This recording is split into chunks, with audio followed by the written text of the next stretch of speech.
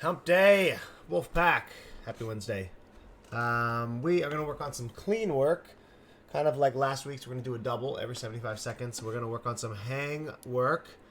This is put before the squat clean for a couple different reasons. Obviously, a little bit fresher. There's less power from the hang position, so we can focus a little bit more on that.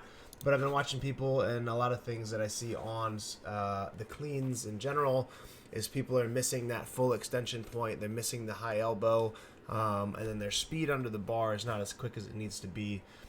Because we can get away with it at these moderate weights when we're pulling from the floor. So I wanted to kind of take a step back, put people from the hang, really focus on, or really have them focus on utilizing the hip extension, the elbow path, and then the pull underneath. Because since we're not pulling the bar from the floor, right, we don't have as much power.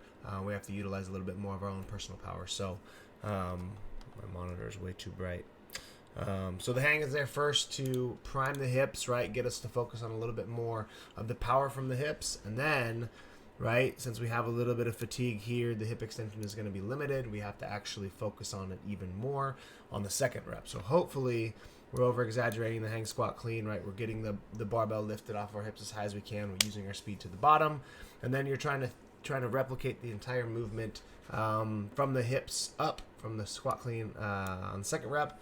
The only difference is you just got to deadlift the bar up to the hips, okay? So really, we put the hang clean here to really focus on the trigger points of the clean and get those feeling real strong and ingrained, and then the squat clean from the floor should be easier from a technique standpoint because we've already done that movement, so you're just trying to replicate it, okay? So keep the weights between 60 and 80%, right? This is moderate work. This is technique work. You shouldn't be failing. You shouldn't be dying from fatigue.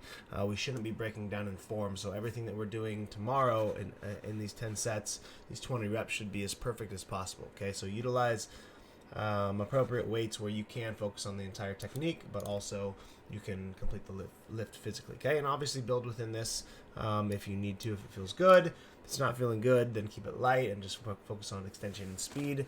But for your summer slammers, you do have a few hang cleans, so this is a good opportunity to really work on this position, doing multiple reps, right? Hang clean plus squat clean, just getting some more exposure kind of around some of the weights that you guys are going to be doing in the competition, okay? And then this, wink, wink, summer slammers. Wink, wink, you probably don't want to miss this one.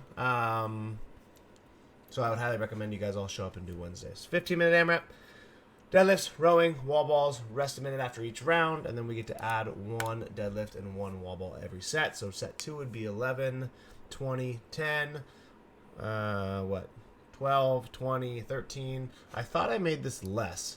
This might be less. I might have to check Wodify. I'll update it, but this might just be 15 and 12. But I can't remember. Either way, we should be using the same weights that we've been using on deadlifts for a while now.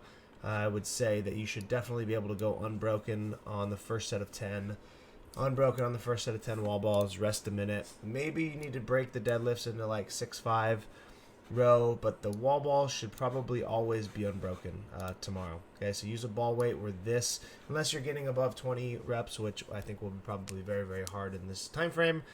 I think you should use a ball weight where you can go unbroken the entire time. The deadlifts can be broken if needed.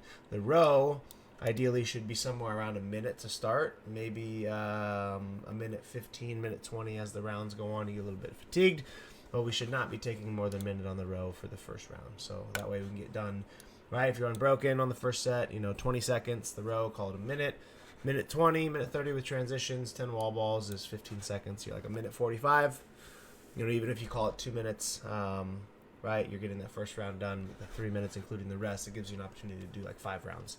Okay, which I think is really good on this workout. So, choose the appropriate weight on the deadlift bar. You shouldn't be breaking it because it's heavy. You should have to break it because the overall fatigue from the row and the wall balls catches up. But you come off that minute rest, so hopefully we can hang on to the bar for a little bit longer. Okay, other than that, great Wednesday. I tried to keep this one a little bit shorter. If you have questions, let me know. If not, have a great hump day. Bye.